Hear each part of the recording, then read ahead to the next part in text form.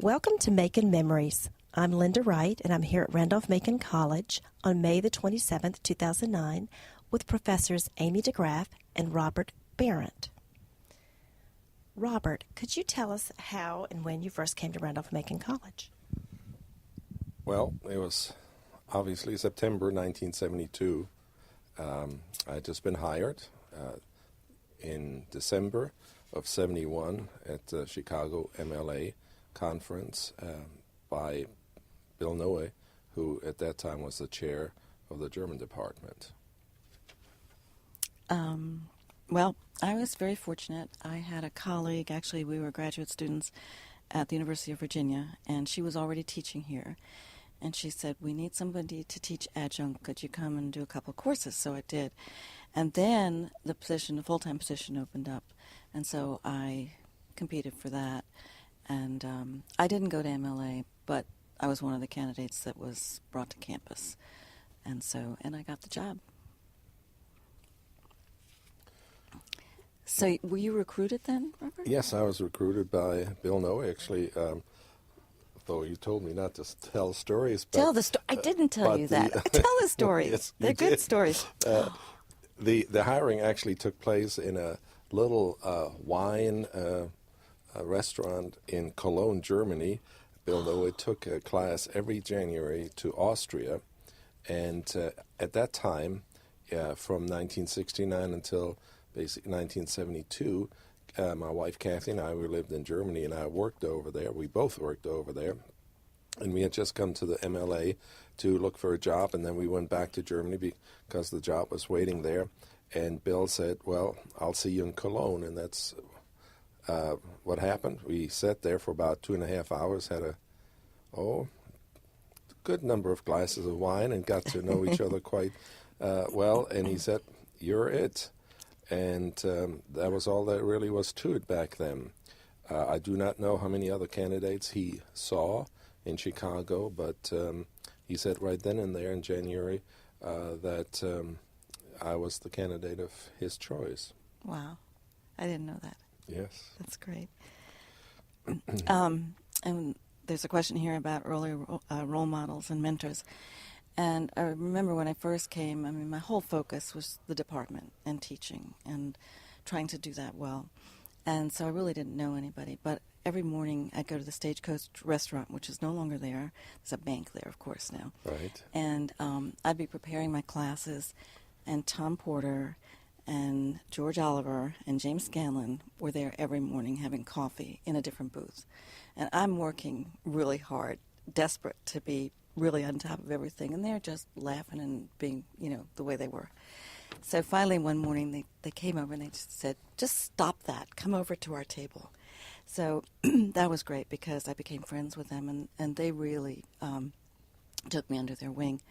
And, I felt it gave me that connection with the community.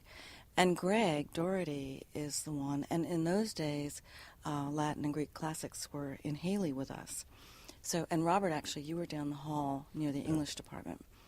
But it was great because the languages were really all together in one place. And there was a lot of sharing that went on between the languages. Greg had this great idea to do a Saturday seminar for high school teachers. And they were doing that in classics. And then we picked that up and we did it with German. So, I think that was something we've lost because as we've grown and gotten bigger, as a department, there's just no room for anybody else on our side of the hall practically. Well, German is now with us. But Greg is the one who said, okay, now you got to get on a committee. I had no idea how to, what to do or that was an important thing to do. I was right out of graduate school. And so he really mentored me and said, let's think what committee, and we talked about it. We saw where there might be possibility for me to serve. So those were my role models. And I should add to that, there weren't any women. BJ, and actually she was also on our end of the hall. Religion was with us then, right? Yeah. And but she was older than I was, and we didn't really have very much contact. So my role models were men, as they say in French, forcément, necessarily. They had to be. Well, I have to say, I did not have any role models or mentors here at the college. I came in 1972, and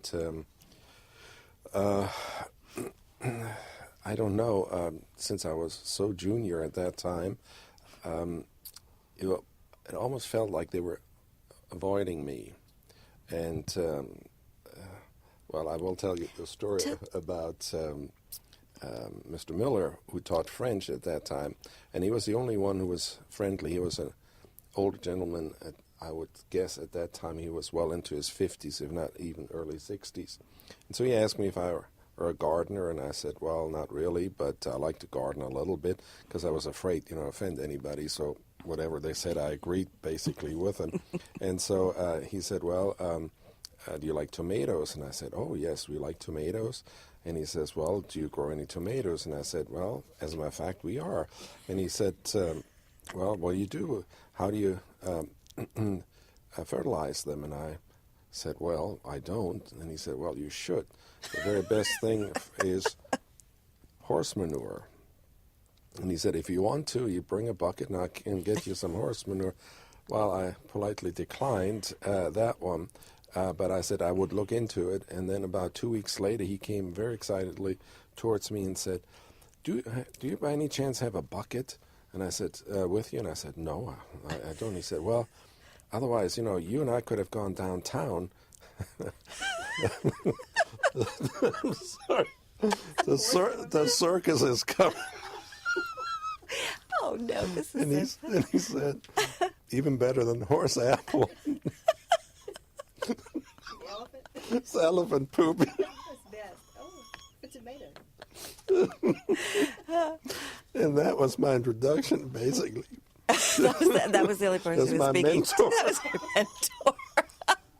Did you go with him? No, because we didn't have any tomatoes.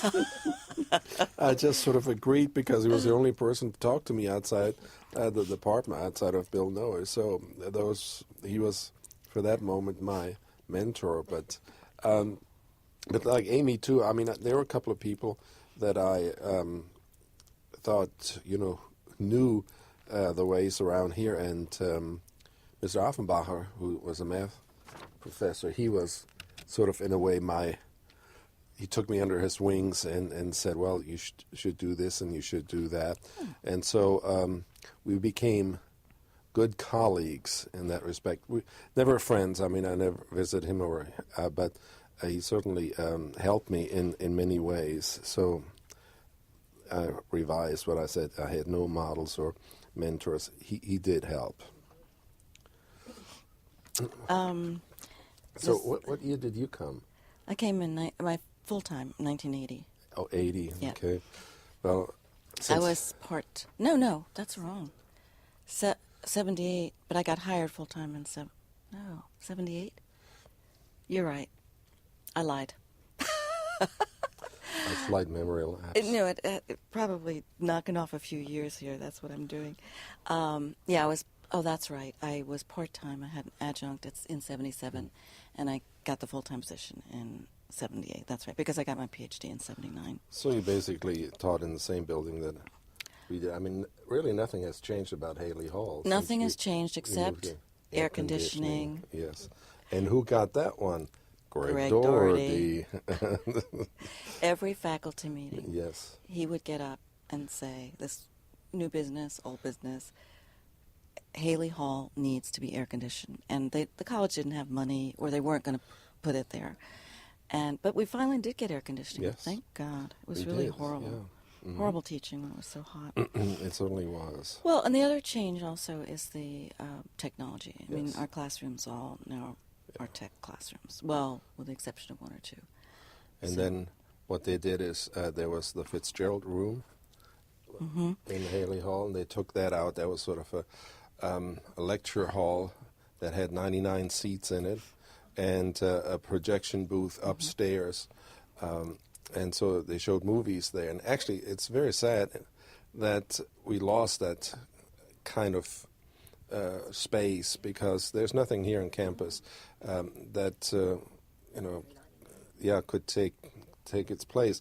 But what happened is that they put the new language lab in there, because the old language lab, which is now called room 111, and all the adjuncts are there in there, they were so outmoded that it just could not be refurbished.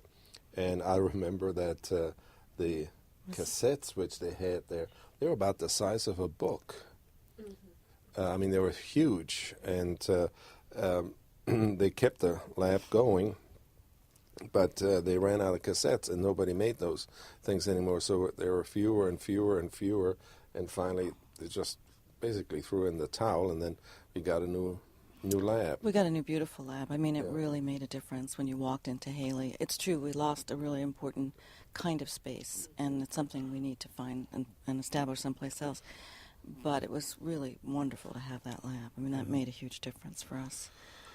You have a question about the issues facing the faculty.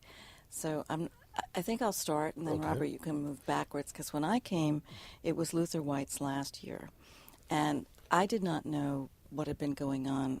And, of course, as I said, when I came, all I was looking at was my teaching in my department. I had no understanding of the issues. But he was very conservative, and there had been a huge amount of unrest and conflict between the faculty and White. And eventually he was forced out, actually. So when my first year, I guess that was the year, then the next year they hired Liddell Payne and Jerry. And it was a revolution. I mean, for us, it was that period of time of Liddell's administration. A sense of community was established. You didn't have all this stress between the faculty and the administration and all the issues. And, Liddell himself was an academic and a scholar in his own right. So I think, unlike Luther White, and he had quite a different personality, he was also very good at, how am I going to put it? He was not sardonic in a mean way, but there was a lot of nice sort of banter with him. And the faculty liked him, and because I became cabinet representative to the cabinet, I was able to see him also with the board, and he completely changed the board. The board had been very conservative, very regional. He put on there weren't any women on the board at that time, I don't think. He added women to the board. He added people from other parts of the country. Became a much more sophisticated board, and I'm sure a board that had, in terms of finances, was much better able to be a resource to the college.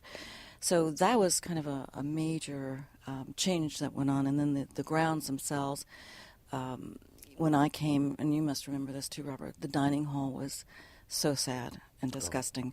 I'm sorry, that's not a good disgusting. word. And the campus, CX, yeah, was even more disgusting. yeah, Snack bar. yeah, and it was just the feeling of the campus was that it was just down at the heel, and no the first flowers. no nothing. flowers, nothing. It wasn't manicured, and that was one of the first things that he did. He changed the look of the campus, so it really looked like a place you wanted to be and a place that was moving forward. And I remember Dave Challis, from the former chair of the department. We could talk about Dave sometime, but anyway, he was furious that the money was being spent on the aesthetics, and he never got the connection, and how important that was. And then, of course, we got the Rock Center, and it was wonderful. I mean, there was just such a sense that we were, things were happening, the college was growing, and that we were,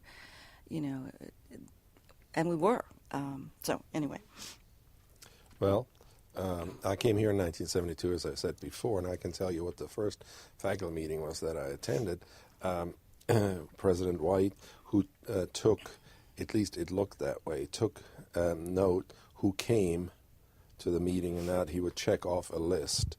And the meeting started, and as I say, it was my very first one, and President White was talking about that there were some financial problems that the college had to face, and all of a sudden, Jerry Bledsoe, who was a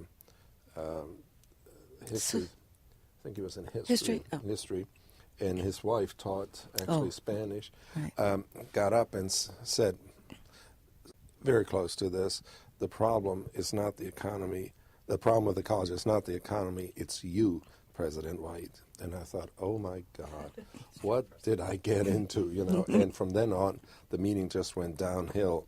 And President White became very defensive, and Jerry just kept on going. He wouldn't quit.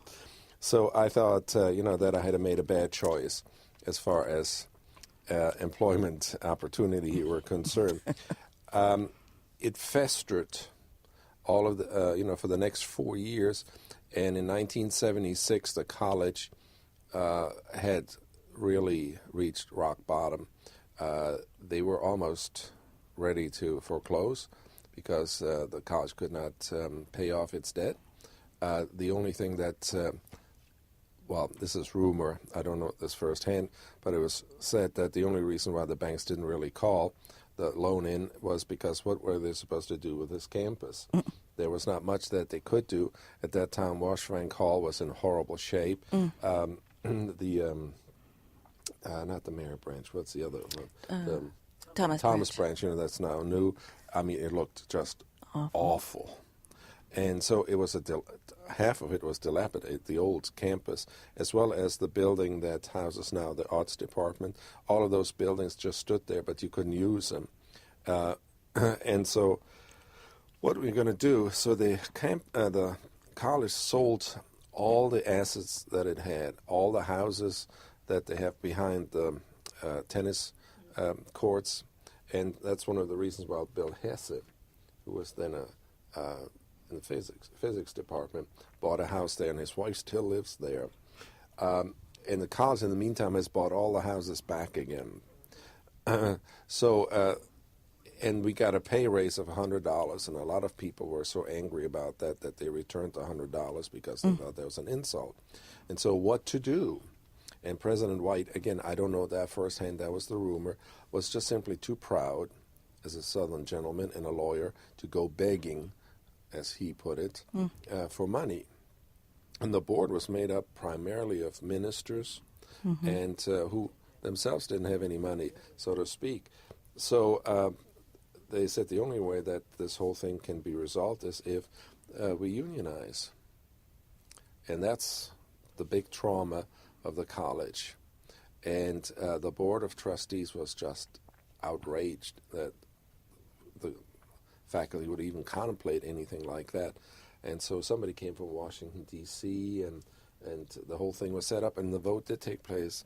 And I think it was something like 29 to 32, something like that. For which one? For? Against. Against. It might be a little bit one off, because it was said that if one person would have gone the other way, it would have been unionized. It was that close. Well, then the Board of Trustees said, well, President White, I mean, there must have been great dissatisfaction if they want to unionize.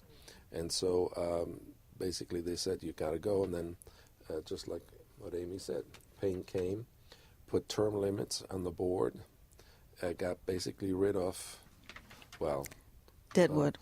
Of those who could not produce. Right. And did things in a big way. With a lot of style. With a lot of style, exactly.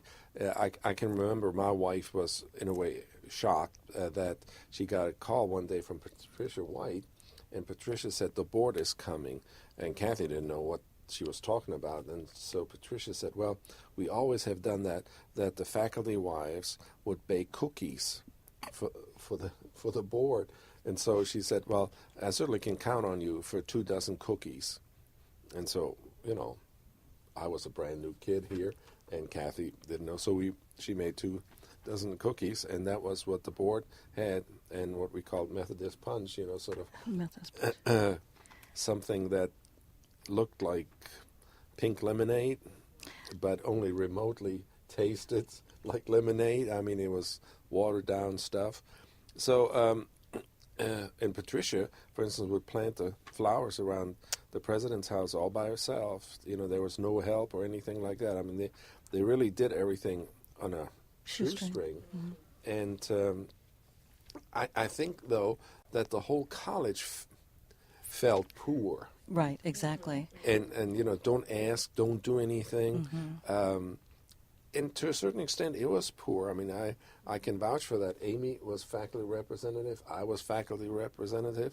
And I remember that this was already under President Payne, though, but the early years, that he was aghast because the night before he had gotten a call from one of our recruiters, a young lady, whose car, which was a college car, near Boston, had just blown up, basically, on the freeway, and she was stuck there something like 9 o'clock at night, and she didn't know what to do, so she had the car towed in, and they basically said there's no reason to fix it.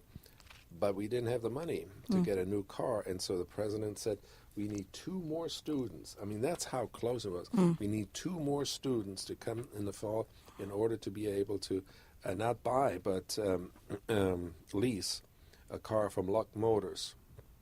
So, I mean, everybody knew how tight the budget was, but as Amy said, too, President Payne gave you hope. Right. And it was just totally different, and he had a wonderful way. Sometimes it got in the way of certain things because he was, just like Amy said, a jokester. And his first... he was flip. Yeah, the Very development flip officer was actually a good friend of his from California. And when they had these meetings early in the morning, when the cabinet meetings? Those two would banter back and forth, and some of the other people sort of said, gee, couldn't they quit it? Because most of us weren't quite that quick, to come up with an answer. Right. But it was really a wonderful experience to have him there. Add something to that, because this whole thing about style, and it's not style without substance. I mean, it really was not. But as Robert was saying, there was the Methodist punch because there was no alcohol. And the faculty were completely infantilized at these, parties because there was no alcohol. And we were treated like the students, like we weren't old enough to drink and do drink appropriately. But the first thing Liddell did that everybody noticed, the party for the faculty at the beginning of the year, he served wine. Do you remember that? Yes. We were so stunned. That small gesture was so huge. And not only that, but Jean had just an incredible sense of how to do things well with taste. And so we weren't just served wine out of the box, It was good wine. It was wine that I wanted to find out what that label was. And I'm going to tell a story now. This is a little bit tales out of school, but when Rusty came, we had that old mentality back, And I remember Rusty, he didn't want to spend money. He was going to go to Paris, and he didn't even want to take a taxi in from the airport. And this was after he had his cancer. And I said, Rusty, take a taxi. I take a taxi. You're a college president. Take a taxi. But he was, what was his religious background? Was Calvinist in some way. But anyway, Quaker. Well, close. But anyway, yeah. So he decided they were going to have these little get-togethers with the faculty. And so with wine, and to start with, there was sherry. Okay. So anyway, we sat down to dinner, and dinner was very nice. The wine, I couldn't drink it. It was so bad. I mean, really, really bad. So there are 2 parts of this story. The next day, I went to Lois in the dining hall, who was at that time in charge of all this, and she said, I'm really sorry. She said, we tried to tell her, we tried to tell them. They insisted on buying the wine themselves. They got Franzian in a box and put it in bottles to save money. And isn't that hysterical? And she said, about herself and the wine and just the way things were done, she said, Mrs. Payne really trained us well. She trained that whole staff over there, and what was good wine, what went with what. Of course, that was also important for the board. I mean, you needed to entertain the board with a certain style and savoir-faire, and she did that. But that boxed wine was just awful. And the last part of this story was that So Rusty also wasn't, what's the word I want to use? He wasn't that social and not that comfortable, I think. So the dinner's over, and it's only, I don't know, 8:30 or 8:45, and Rusty's standing on the stairs, and he says, It's in his house. in his house. And here we are. And he says to the faculty, were you there that night? Or you heard the story? No, I was. You were It there. happened to me too. I don't know if it was the same night. It was the same thing at least three times. Yeah, he stood at the stairs and he said, well, I'm going to bed now. And you all stay and have some more sherry. Well, first of all, there was no more sherry. Absolutely nothing on the bar. And he disappeared. Yeah. And so, I mean, you know, we were sort of back to where we had been. But those years that Liddell was here, for so many reasons. And by the way, the other thing I wanted to mention is that the first thing Liddell did was the dining hall. And, you know, I hadn't quite put it all together why that was so important. And, of course, people in languages, because food is so, the whole gastronomy thing of, you know, the food and the culture. But food is incredibly important and entertaining in a certain way and at a certain level. So the environment, not just for the students downstairs, but that whole upstairs, and where you could entertain, and we had that lovely, beautiful little room, the Hughes room, is it called? Yeah. I mean, it's gorgeous with the Oriental rug and everything. All of that was Liddell. And I, you know, when I was cabinet rep, the last thing I'll say, and then we move on, but his ability to connect with the board and their appreciation of him, which I saw because there was a dinner for him in which they thanked him by handing him a check so he and Jean could go on some really nice vacation. And the absolute appreciation, and I would say love, of Liddell was so clear. I mean, it was just palpable. Yeah. That's even true. I mean, he came back a couple of years ago. Oh, yeah. And it was sort of like the Pete Piper of Hamelin. Everybody came running towards him, wanted to shake his hands, and I think he was visibly pleased. He was taken aback and pleased. Naturally, it would have been the older faculty members because the new ones don't remember him. They remember the rusty years, if they want to remember them at all. And the involvement is, so I asked him, why are you here? You know, not a very nice question, but basically what he said that in order to get $1 million gift, it takes about 7 to 8 years, you know, to get the person to cultivate it. That's the word. And he said, well, it's one of the gifts in which I was involved. So even though he was he had retired, I think at least 3 years, I think it was. He came back for that to make sure that the money would get here. The other thing which I would like to say is that the back to school dinners, he outdid himself every year. Couple of years, people started grumbling, but I mean they were nice grumbles because Liddell Payne was a great fan of Gilbert and Sullivan. And so the Barksdale Theater put on 2 or 3 years in a row or something like that, Gilbert and Sullivan operettas. And so we went there, we listened to it, and then we had the dinner, or we had the dinner first, and then we listened to the operetta. But we went also down to the airplane museum. Browns Island? No, it was near down there. Yeah, the ironworks. Yes, it's no long Tredegar Ironworks. It was beautiful. It was beautiful. They had that. What is that French? Lumiere. The Son Lumiere. Sound and light show there on the building. You know, they showed that for us, and the dinner was terrific. We went out to the aviation museum and had it there. And the other thing which he did is he invited also the staff. And so it was really a much more a group of people rather than us against them. And I think Rusty sort of fudged that a little bit. I mean, I think it was just more faculty than staff. Okay, fine, the staff has its own meetings and all of that. But I think Liddell sort of somehow was able to combine the two, so you really thought it was a family. And I remember that we sat quite a number of years with staff or from the physical plant, sprinkled in.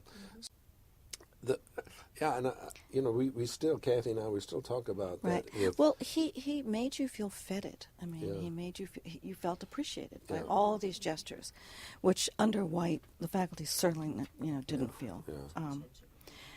Do you want us to talk about Yeah, go the on. major changes in the curriculum? Yeah, the department and things like that. Well, probably the two biggest ones for me are study abroad and technology.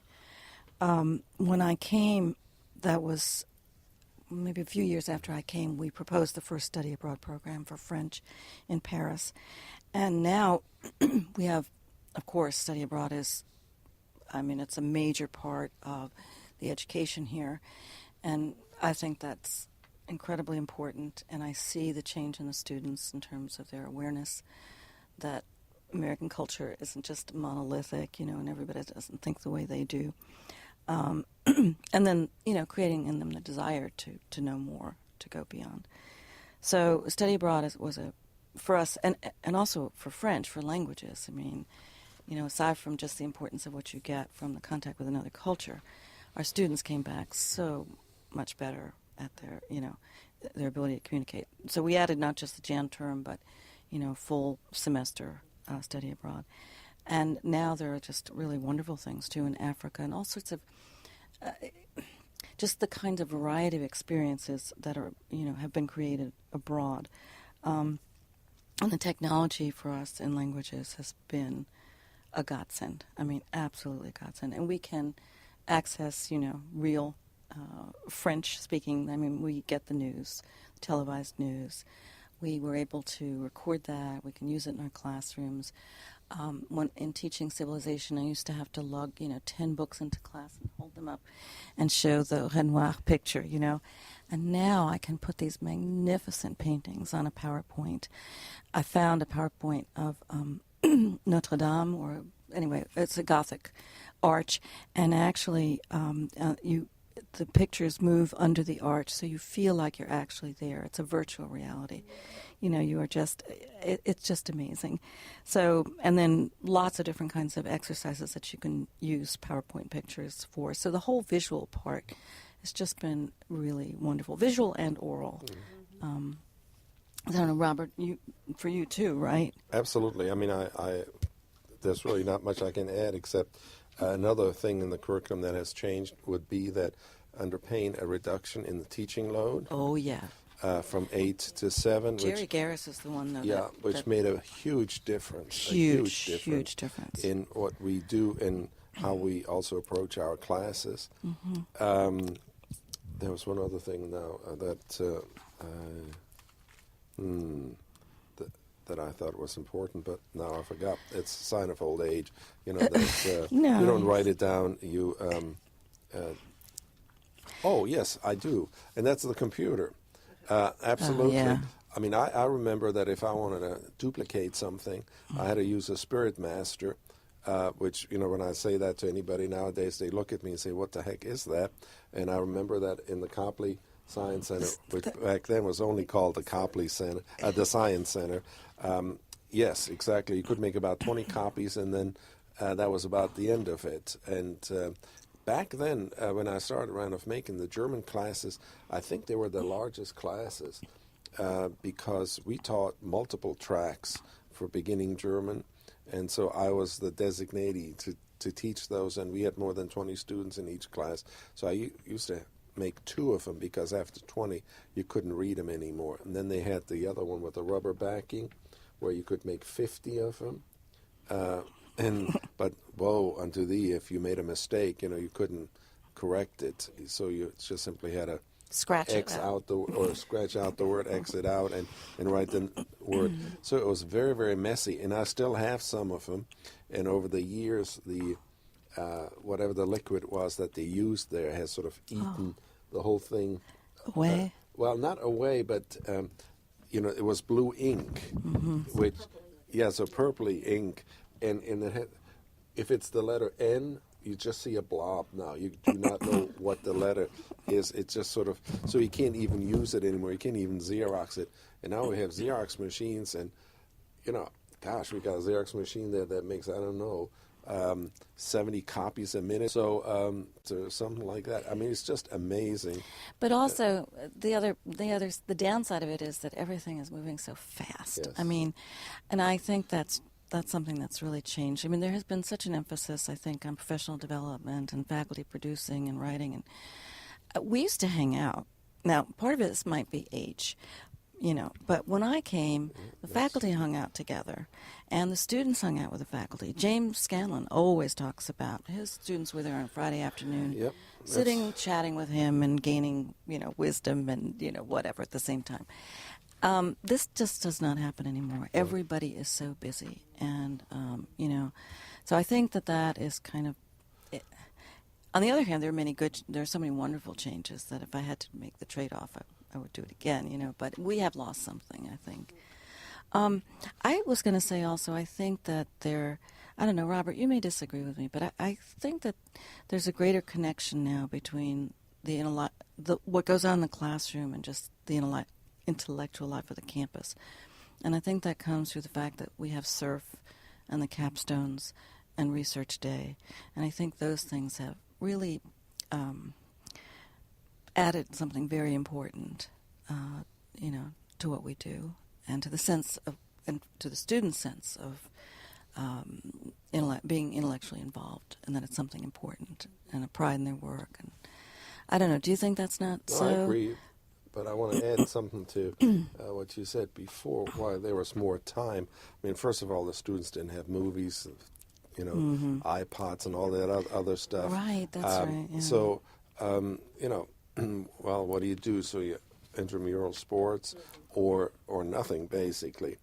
The other thing also is that I think over the years, the students certainly have changed.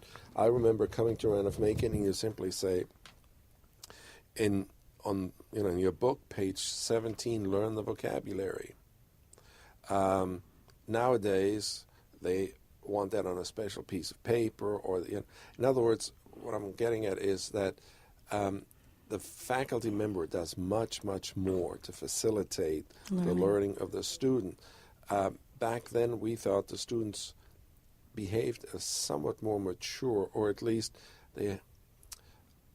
since they didn't have all of this technology, you simply depended more on the students that they would do the work on their own, rather than that you help with so many things. So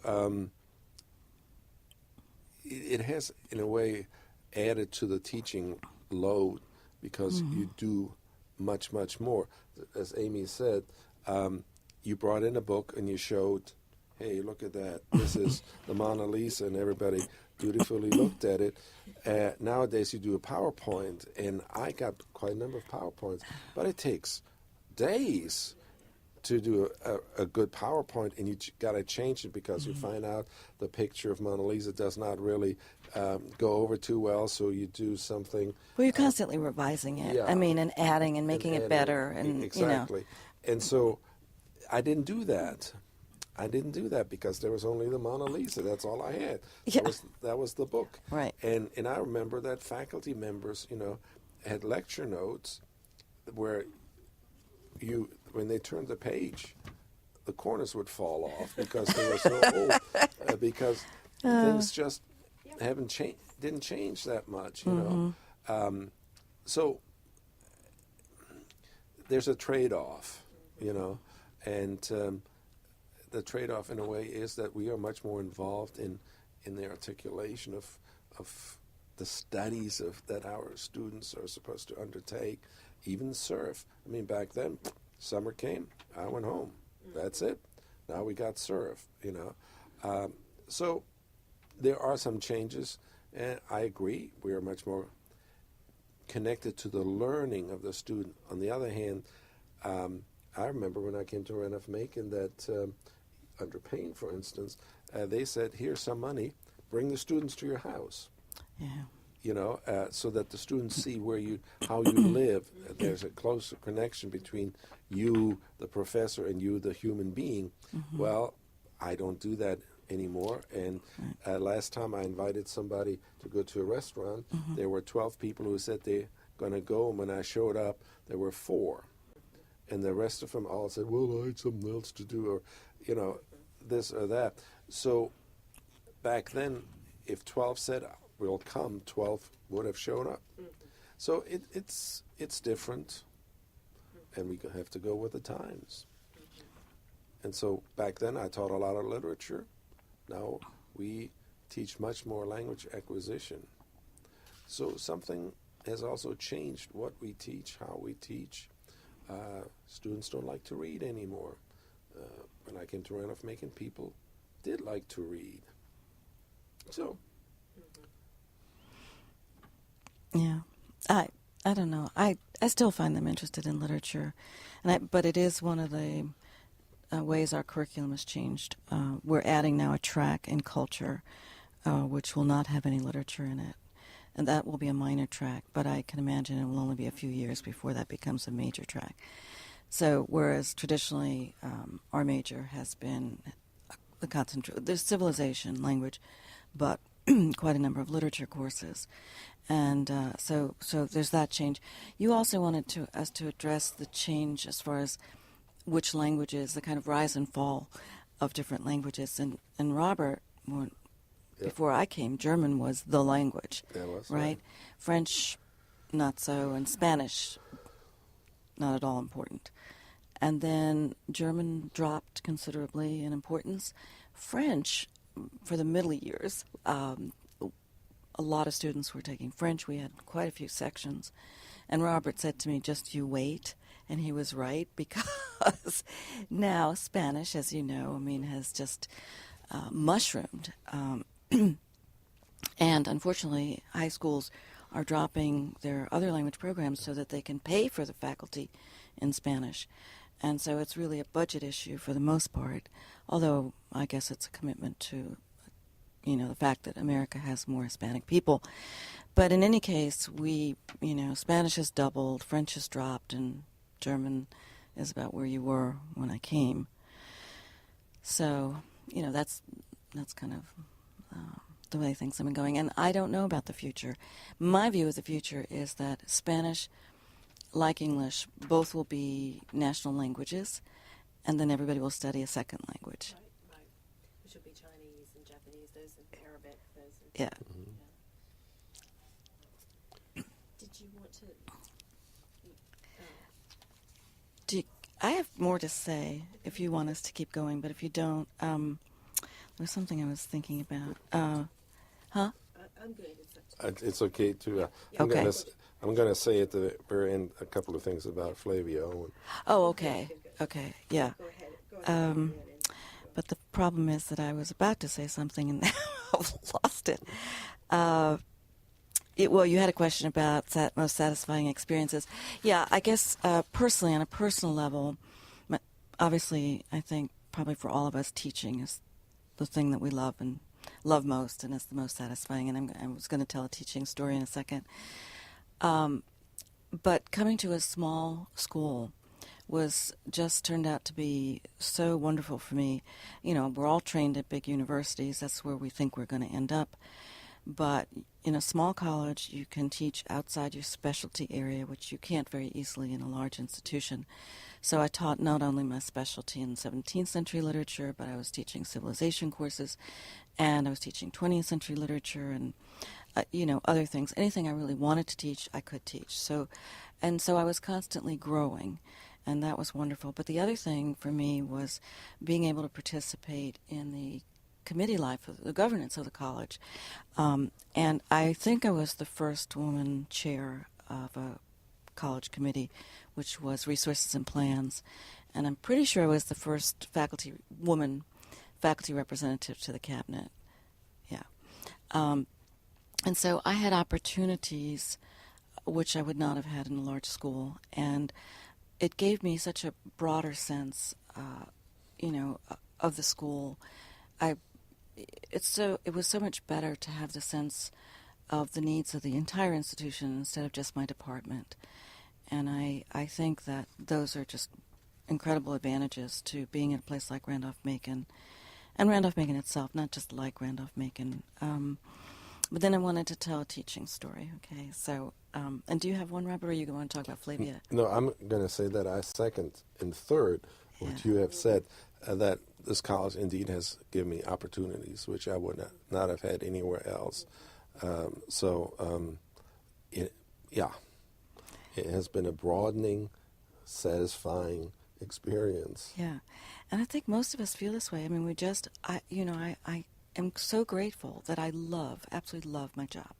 You know, I love teaching, I love participating, love the research, all of it. And I just feel very grateful that that's been my life. But anyway, in the days when we used to get some money from the administration, I was teaching, and I still am teaching this conversation course, but I'm doing it quite differently. And we had a textbook where we studied a small fictitious village in France, rural. And it was like many rural villages at that time. And there were all the characters in the village. There were, of course, the farmers. Then there was the mayor. Then there was the veterinarian. Then there was the priest, and and there was the marquis, because the village had begun in the Middle Ages with his chateau and the surrounding outbuildings and whatnot. So, and there are interviews with all of these people, and they discuss the problems because the town is dying, because the big farming things are coming in. And so I used to have my students, I used to do a dinner at my house. In those days, the drinking age was 18. And so we had wine, we made fondue, we made beef fondue, we all made the sauces together, huge salad, chocolate fondue for dessert. But they had to come in their role. They had to come, the priest came dressed as the priest. The mayor, he wore a top hat and tails. I came as the Marquis's mother, the Marquise, and I wore my wedding dress, which I still fit in those days. So everybody was all dressed up in odd, this association was so bizarre. And we'd have the conversation. Everything was in French. And then we had to talk about how to solve the problems of this community. So it was absolutely just a great experience, and the kids loved it. It was called the Montpré Dinner, and the students from those years, they still talk about it. But one very funny thing happened, which is that we had to go to 7-Eleven to get some Coke, and we all piled into cars. I'm in my wedding dress. I can hardly fit. The mayor's top hat didn't fit so well either. And we get to 7-Eleven. Now, mind you, there are people dressed up like farmers. There's me in my wedding dress, the mayor, the priest. And we were wandering down the aisles, and I said, now you all have to talk French, all the time, which they did. So then I said, we got up to the cash register, and there was a young man there, and no one really could figure out what we were doing there, because it was like a circus, nothing fit. Even the costumes that we were wearing didn't go together, So we just acted like foreigners. We held the money out to him. We said, you take. So as we were leaving, this guy, it was so sweet. It was such a confirmation that we had played our roles well. He starts waving to us, au revoir, au revoir. He had learned one word in French, au revoir. And everybody in the store stopped, and they're all going, au revoir. So that was just wonderful. Robert saying, having the students over, we did that on a regular. I did that every year, and actually had all of my classes over, for something. So, but I don't do it anymore. No, same here. One gets older, and that's the students, to a certain extent, believe that they're too sophisticated for that type of thing. I think back then students were much more inclined to go along, and if you had hot dogs and things like that, that was perfectly fine. We had some problems also by serving some German dishes, and students saying, "What's that?" And but you take that in stride. The first time you might be taken aback. The second, the third time, you say, "Well, that's how it goes." But I'm sorry, but Margaret Crossan, she was McGrath. Her stories and her husband's stories about Randolph-Macon, they all have to do with faculty, like Bill Gray, who used to talk about Faulkner and Richie Watson, and going to their houses, and the interaction and the stories, and that was such an important part to her, of her education. But you don't hear that kind of thing much anymore. No. By the way, P.S. Sue Draney Schick played the priest one year. Do you know who she is? Oh, she was head of the board. Not the board. It was the Academic Affairs Committee, I think, on the board. She's very involved in the college. Just in case anybody knows who she is, she was the priest 1 year. Okay. Yeah. I mean, I also think very fondly of those times when they came over and Kathy cooked, and actually we had a wonderful time, and I will also say that more students from that era still write than students from the last 7 or 8 years. Yeah, I can tell you exactly 2 students who were German majors from the last 8 years that still write, and say hello, how are you, and that kind of thing. All the others are from the earlier years. Well, okay, admittedly, I was also a lot younger, but they were different times. Well, it says here, we're interested in memories of Flavie Owen, and the one that I remember, the first time I got elected to the board and to the committee on the faculty, it was under Elton. What was it? Elton Hendricks. And Elton would do the following thing. He would come in and say, well, today we have, John and Mary and Raoul, and I have to tell you, I cannot support Raoul and Mary. And wow. And so that was basically the end of the discussion, because, I mean, he's above us, and the only one who would stand up to him, everybody else would say, okay, was actually Flavia. Really? And she would say, no, I want to discuss these people. I want to see, what cons and pros of this candidate. And we were sort of amazed that she got away with it. I don't know what her standing was very, very high in the community. And so I guess nobody dared, not even the dean, to say, quiet. And so that's one thing. The other thing, which I do find a little bit funnier, I was asked through Bill Noah what kind of magazine I would like to have here in the library. We were all allowed, every foreign language department was allowed to have one foreign magazine. And so just one? Yes, just one. And so I thought of a German magazine by the name of Stern, Stern, which means star. And so we subscribed to that. And one day, there was a telephone call, and Flavia said, Robert, I want to see you right away. And I thought, good God, what's the matter? And I came over here, and she said, as soon as the what's the word here? Not prescription. The subscription to Stern runs out. No more. Oh. And she said, "This is a magazine we just cannot tolerate in our library."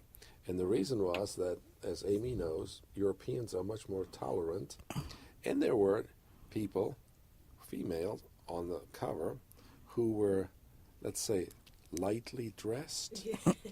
And she had found on her rounds one of these magazines with a lightly dressed front cover in the men's bathroom.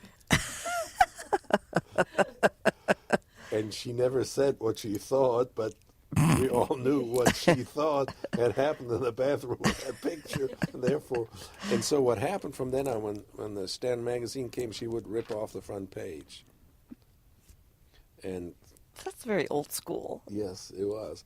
But, we did not have any magazines that had anything that in any way would offend anybody. And so, I remember, too, when Rothschild, in his collection. The Don Juan collection. Yeah, and the Casanova, right? The barbed wire up there that they had. I didn't I'm know. not making this up. They had barbed wire around the top because one student managed one time to slip over the top into it and take a look at the collection there. Wow. And so, that was So an things have absolute really no, changed. an Oh, Lord. absolute no-no. Oh, my. So those things I do remember about her. So, yeah. Well, I didn't know Flavia very well, so I can't. But Richie Watson can tell stories.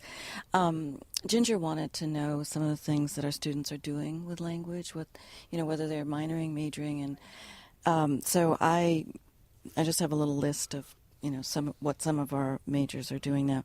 One is working actually for the Monaco tourist office, and so she has met the royals and she travels, and which I think is fantastic, and it's all obviously because of the French, and she's good. Another one is in New York. She's now in charge at Bergdorf Goodman of the Valentino line, and so she goes to the fashion shows in Paris and Italy, and she's learning Italian now. She loves language. That's how this all started. And so she's just a great spokesman. I'm going to have her back to talk with our students. There's another one who is going to be working in a museum, international education. Of course, we have students who are teachers, and there are several who are have their doctorates and are at universities. And there's one last thing. Oh, did I mention internet? Oh, I did want to mention that we've had a number of students go do the Peace Corps, and I've been really, really pleased about that. That's something I would like to work on promoting more. So, yeah. Well, we are not quite that illustrious. We have people who have become teachers. And the other thing which is sort of,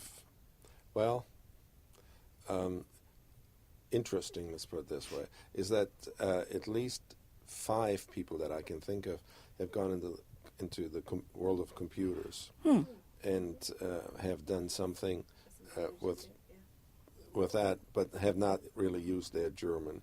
But maybe there's something about learning the rules and all of that.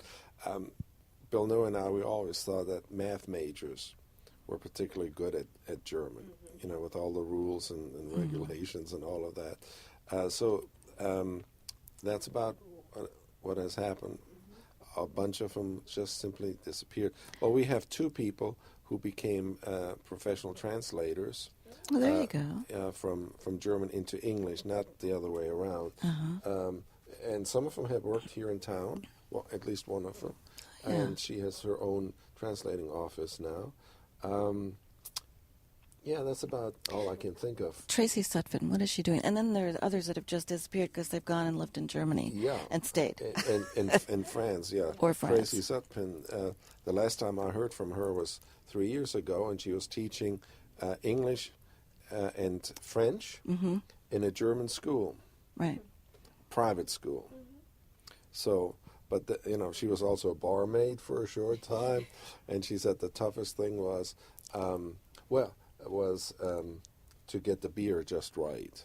Oh, well, for German palate, I can So imagine. it has to, there has to be foam, the right amount of foam. Oh, how And she interesting. What a skill. And then, Varley, that's her last name. I forgot I don't think I knew his her. name. Oh, him. She is now in the Peace Corps also.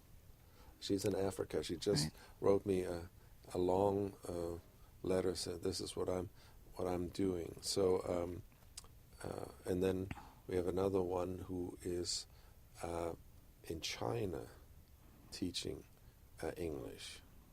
You see, the world just So, opens up to you. yeah. It almost doesn't matter which language, but, in different ways.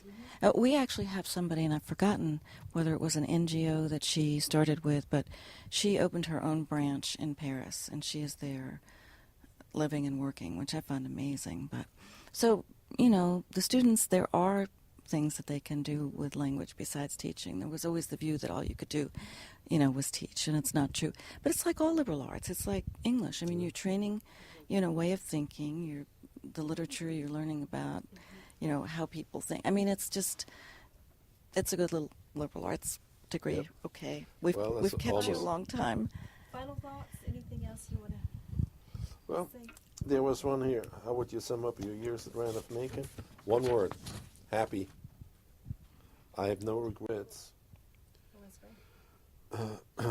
Sometimes I regretted not being closer to the campus so I could go to some of the things at night. But when I get home at 5, at least at my age now, when you get at 5, it's hard to crank yourself up again to come out for a 7 o'clock something, but other than that, I really, I've done what I wanted to do. I've been on every major committee. Well, not quite every, but most. I've been on SPA, SPC. Yeah. Yeah. I have to say that my happiest years here were actually the ones with Liddell Payne, and I worked Jerry. very yes. Jerry Garris. Jerry He Garris. also, we haven't given him enough credit. He really knew how to do it.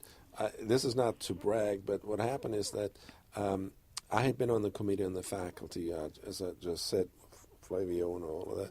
And then I wasn't reelected. And so there was a gap of about 5 years. And then I got reelected.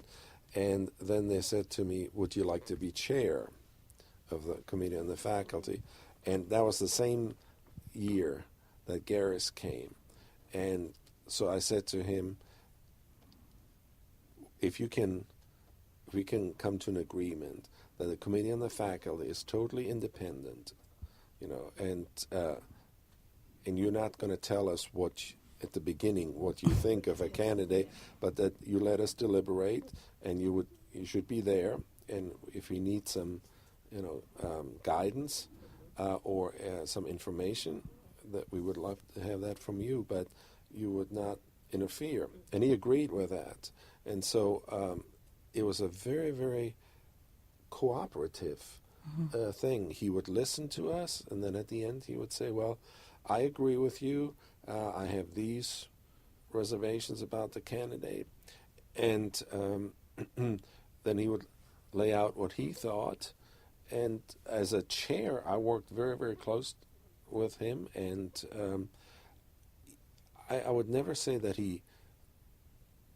if he disagreed with my take on something, he would do it in such a way that it was in no way hurtful. He did have that ability to listen to you was and extraordinary. make you think that you're the only person on God's earth right now, and that he has no other problems, there are no other things but your whatever it is that's bothering you. And he would make decisions very, very fast. I thought they were all well thought out, but he would make them very fast. And I was just in awe of him to a certain extent, as you might hear from the way I talk, because when you're chair of a committee, you're also part of the executive committee. And so sometimes the committee and the faculty would end, and the executive committee would meet, and I would go into the executive committee and say, what the heck are we doing today? And there he was. And he, Totally on top of it. Total top. Never missed a beat, and he knew exactly what was going on. And I thought that was just absolutely tremendous. And I thought he, unlike some other deans and provosts, and he would discuss with the chair, what do you think the future will hold? And one of the things that was discussed was, for instance, we knew that according to all the research, that in the next 7 to 8 years, there would be a dearth of faculty in certain areas. And so he said, well, we got to look forward to, be ahead. Let's hire young faculty. And the only thing that we have, we can't compete in salary with some institution, but we compete because we are one of the last institutions that still have tenure. And that was in the 80s, in the early 90s. He said, that's our hook. And so if we get them here and they have tenure, they probably will stay, even though somewhere else they could get more salary. And I thought, that was quite good. We worked towards that goal. And during his tenure here, there were a lot of new faculty members. Well, it's true. Very few people leave, just leave. Yeah. And even the selection, and I always thought, too, that when I listened to my colleagues in other institutions who were fighting and they didn't, all that kind of stuff, I never had that. Never had that. And we're talking really about the Liddell Payne Garris years. And even with my colleagues within the departments, that it was the same thing. We used to, maybe I shouldn't say that, but we used to have with Greg. Yeah, with Greg. Thank God it's Friday, and we used to have. That's when drinking was still allowed with 18. We didn't have any students, but we would on Friday afternoon in Greg's office.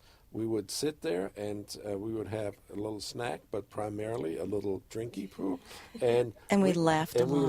We laughed. And we would share even our problems, and there was nothing there where somebody said, "You know what Robert just said? He had trouble in his 211 class." Blah blah blah blah blah. That kind of thing. You felt, well, you could share it with with them. What did you do in 211 when you had this problem? And somebody would say, "Well, I did this." But nobody said, well, I'm the greatest teacher here, and you ought to listen to me. Or when I was back at UVA or whatever it is, and this is the way. It was really very, very collegial. I have to say, unfortunately, things have changed in that respect in the last 5 to 6 years. So that's one thing I'm missing very much, that great collegiality that you would also... Well, I'll give you one more example. I was teaching a course, medieval literature, had about 4 or 5 people in it. I was teaching it in German. It was a flat course.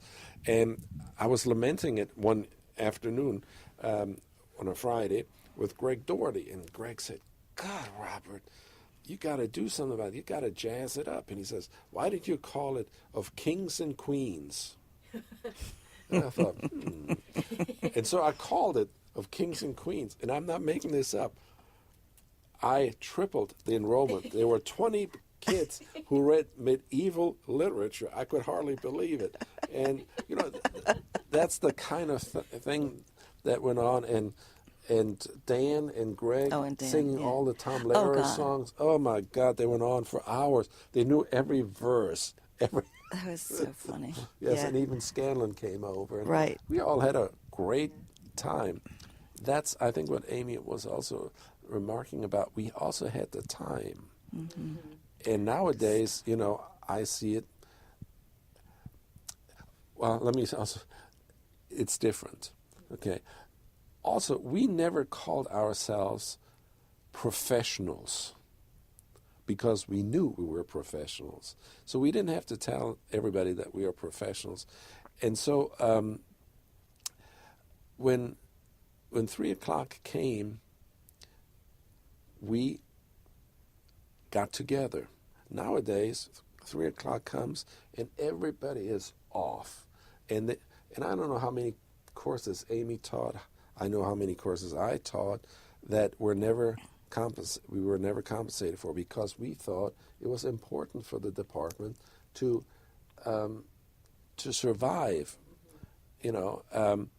Nowadays, if you teach half an hour more, I'm not going to do it because I'm a professional. B, I want to get paid for it. So these are some of the things that have sort of sneaked in the meantime. But I can live with that too. I'm saddened, but that's my last word. Zip. Robert said happy, and I would say that, and the experience has been wonderful, absolutely wonderful. I've loved my life here. So, thank you very much for sharing your memories and your experiences here with us today at Making Memories. Thank you. You're welcome.